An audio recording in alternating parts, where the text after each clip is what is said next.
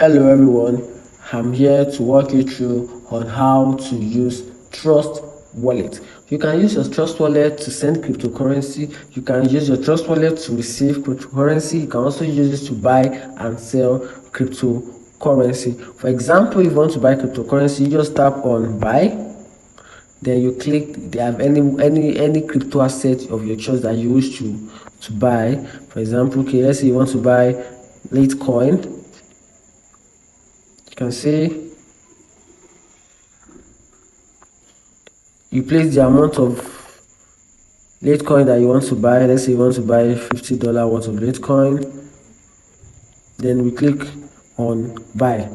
It depends on how you want it. We have other platform that you can use for your payment method. You can see we have Make.io, we have Transact, we have others. So it depends on you. And if you want to sell your crypto, if you want to send your crypto, just tap on send. Then you click on the crypto asset or digital asset that you want to send from your wallet. Then you add the recipient's wallet address. Then you send. Thank you.